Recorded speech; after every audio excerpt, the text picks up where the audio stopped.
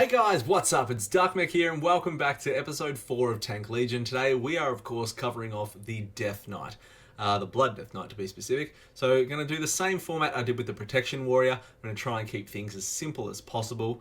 And let's get into it, guys. So what kind of a tank is a Blood Death Knight? So they use a two-handed weapon, they're in plate armor, they rely on dodge and parry, and they survive via self-healing. In general, they are a much more reactive playstyle tank. They're spikier in damage taken, and your job as the tank is to try and smooth out that damage as best as you can via the use of bone shields and self-healing and absorbs. So the primary resource system for a Death Knight is runic power and runes. Runic power is generated via two abilities, Heart Strike and Marrow Rend.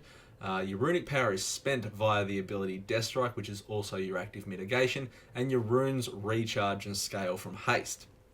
So, that in a very basic nutshell is a Death Knight tank. So getting into the core abilities, guys, and I'm going to break these down again, offensively and defensively. So from an offensive point of view, we have Blood Plague, and this is our disease. It's applied via Blood Boil or Death's Caress. Generally, you do want to try and apply it via Blood Boil rather than wasting a rune on Death's Caress. But if you're pulling, a long range pull or something like that to pull a mob around a corner, you can use Death's Caress. But generally, try and apply it via Blood Boil. Death Strike is our runic power spender. It is also our self-heal and also our main active mitigation ability. So there's kind of three uses behind Death Strike. It costs 45 runic power to activate, so you want to be mindful when you are dumping your runic power into this to avoid resource capping of what is coming up with the boss. You always want to make sure you've got that 45 runic power to use if you need a heal, or if you need to, for boss specials coming up and you need to use a defensive for it. The way that Death Strike operates as a self-heal is that it heals you for 20% of all the damage you've just taken over the last 5 seconds. And you'll get a minimum heal of 10% of your max HP. So what you want to do is generally don't try and use Death Strike at full health. If you have to avoid runic capping and things like that, it's fine.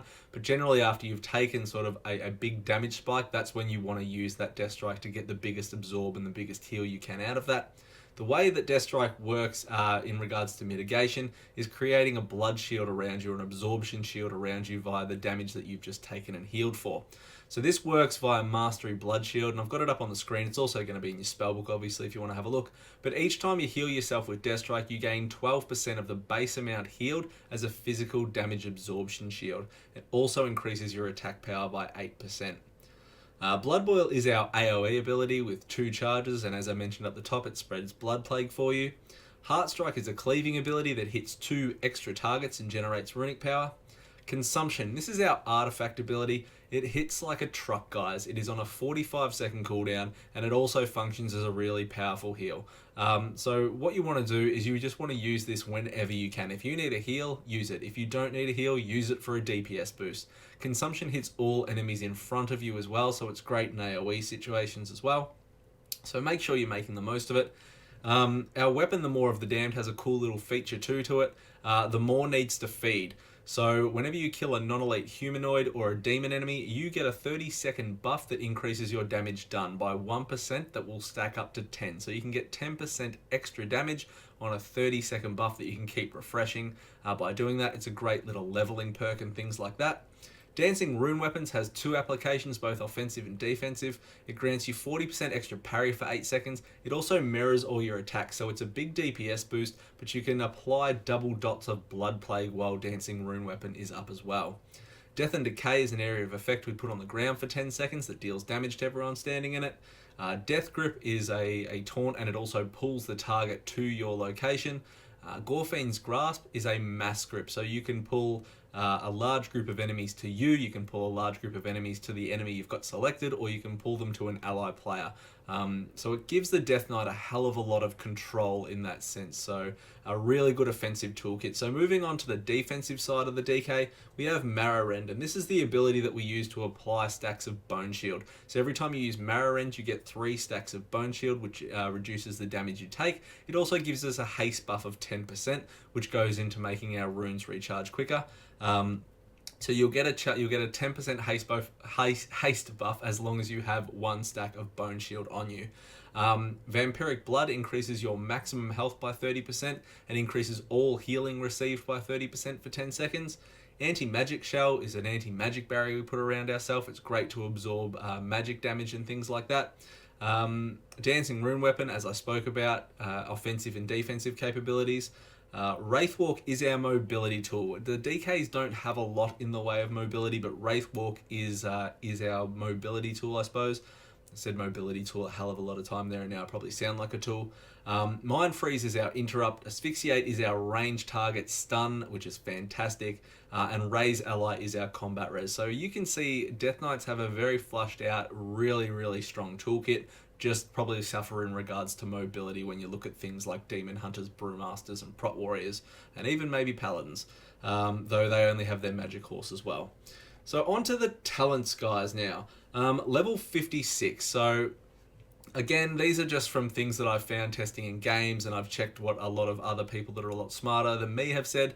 And with the Death Knight talents, where with some other classes you feel like you have a bit more choice, I suppose.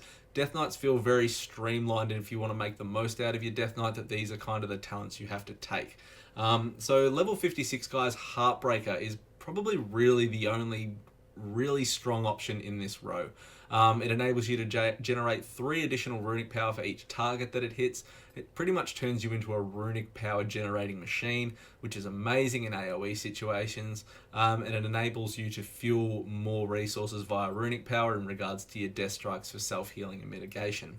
Level 57, Rapid Decomposition or Spectral Deflection. The best choice, hands down, is Rapid Decomposition. Again, because it's a runic power generator, so you get 15% more runic power while you are standing in Death and Decay. So you want to be dropping Death and Decay off cooldown, and then you want to be using your runic generating abilities, your Heart Strike and your Marrow while you're standing in Death and Decay. And again, that all feeds into more Death Strikes. Spectral Deflection isn't a horrible option if you're able to keep stacks of Bone Shield up on yourself with hard hitting bosses or frequent hitting bosses, as it's going to reduce your damage taken, but it all depends if you've got the haste where you can spam Marrow to keep the charges up. But Rapid Decomposition again is just a better choice. Level 58, Ossuary is the best choice in this one. It increases your maximum runic power by 10. It also reduces the cost of your Death Strike by 5 runic power when you have 5 plus charges of Bone Shield on you. And when we get into Playstyle, I'll talk about how you do want to keep 5 charges of Bone Shield on yourself at all times, and that very much ties into Ossuary. Level 60, Red Thirst. So Red Thirst reduces the remaining time on Vampiric Blood by 1 second for every 6 runic power you spend. And again, this is definitely the best talent in this row. It also ties really well into the artifact weapon, and we'll talk about that when we get there. Level 75, Tightening Grasp or March of the Damned. You actually have a choice here. Tightening Grasp is fantastic for a beginner or even a dungeon player perspective, like Mythic Pluses and things like that. It reduces the cooldown on Gorfiend's Grasp by a minute, so it gives you a 2-minute Gorfiend's Grasp rather than a 3-minute Gorfiend's Grasp, which is fantastic for gathering mobs and stacking them to kill them as quickly as you can. It also slows mobs that go through your Death and Decay. March of the Damned is going to be the better raid application. It increases the duration of Wraithwalk by 50% and removes stuns, roots, and snares from you when you use it. So from a raid perspective, March of the Damned is probably going to be a much better choice. Level 90, Foul Bulwark. Foul Bulwark, again, standout choice in this row, grants us 2% more HP for every charge of Bone Shield we have. Again, it's a standout one. As I mentioned with Death Strike, it heals you from a minimum of 10% of your max HP. So this again just gives us more HP, which gives us more heals from our Death Strike. Level 100, Bone Storm or Purgatory. You actually get choice in this one too. Purgatory is going to be a great safety talent for I'm learning or I'm progressing in raids, or even if Mythic Plus mobs and things like that are fucking carving you to the bone. Purgatory is a great one because it pretty much means that you get a get out of jail free card for when you die, and you can pretty much die and survive once every 3 minutes.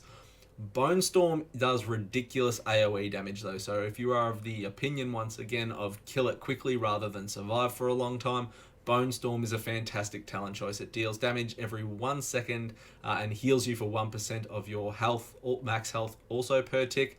It lasts 1 second per 10 runic power you activate the ability at. So you want to be activating it when you are at a high runic power number, like max runic power, 120 runic power, etc. So you get the most uptime out of the ability.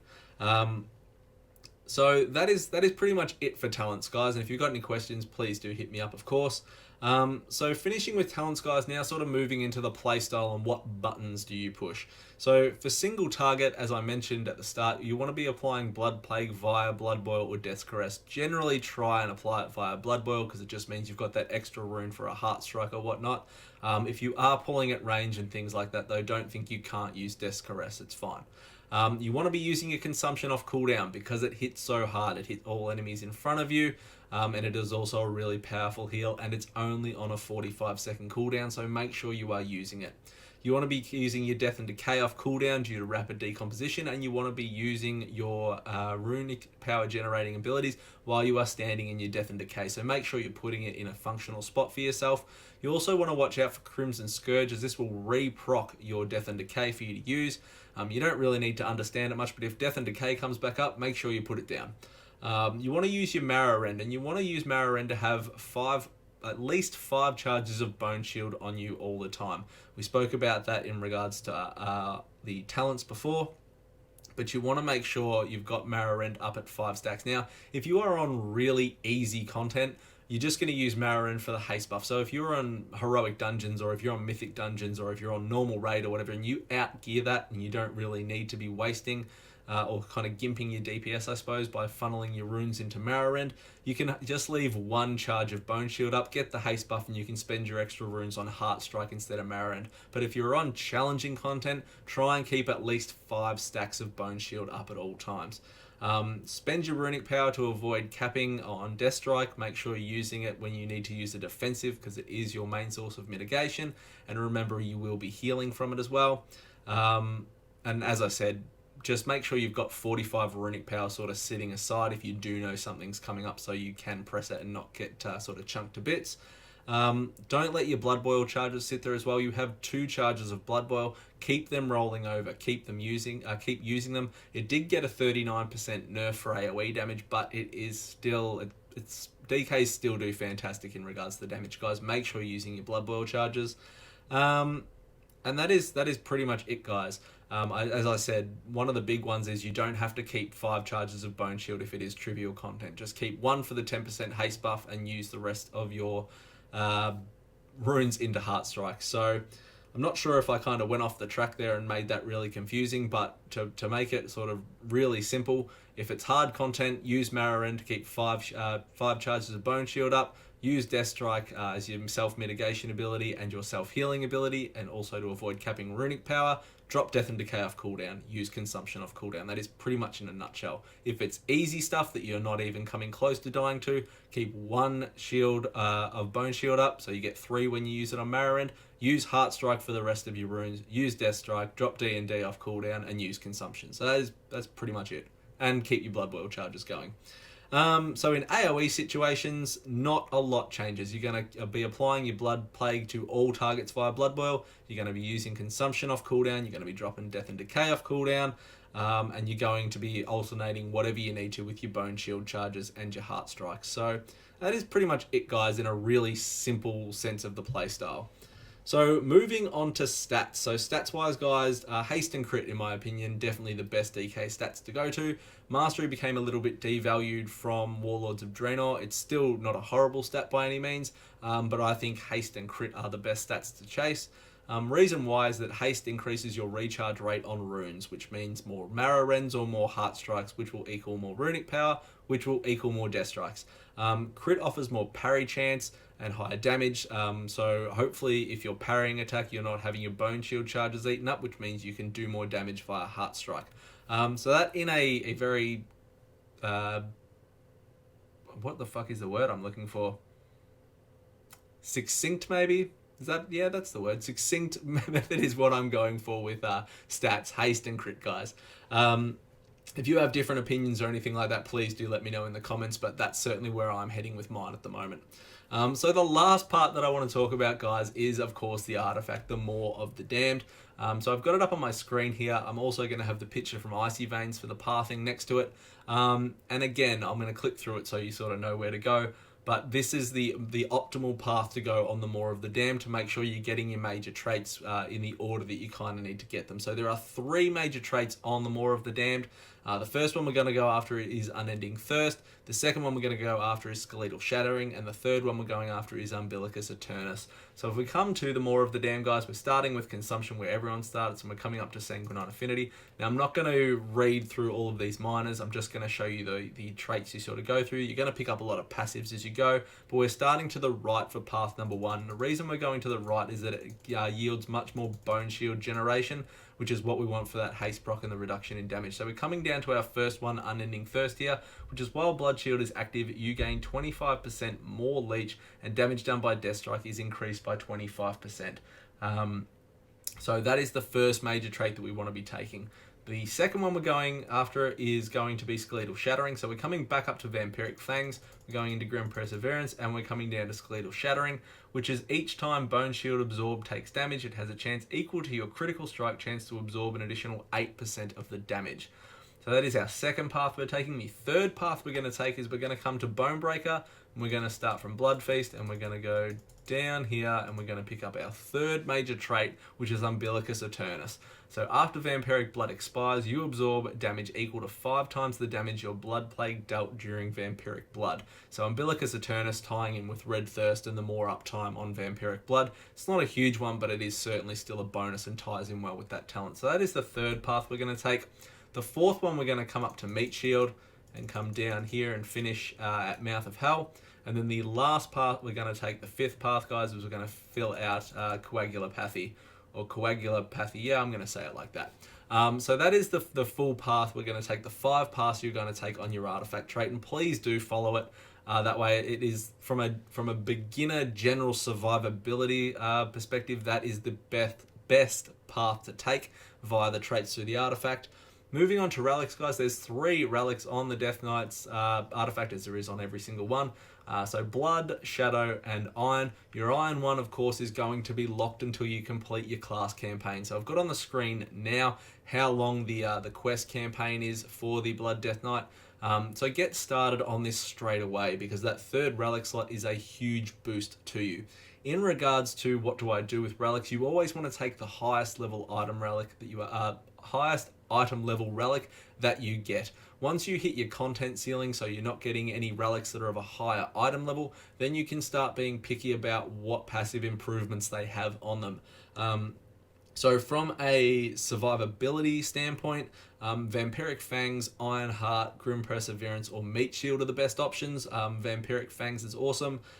If you are chasing more DPS because you're out gearing your content or whatever, Vein Render and Coagulopathy are probably the best choices. Bonebreaker and All-Consuming Rod are also good options. So you've got a few things to shoot for, but just take the highest level item level relic until you hit your content ceiling. So that is it, guys. I think I've covered off everything. Hopefully I didn't miss anything. If I do, please let me know in the comments. If you've got any questions, please hit me up as well, and I will do my very best to answer you. But otherwise, that is it, guys. Like, comment, subscribe. I'll see you all for the next episode, where I'm going to be tackling the Protection Paladin, and hopefully keep moving and get these out as quick as I can. So thank you very, very much for watching, guys, and I'll see you all next time. See you guys.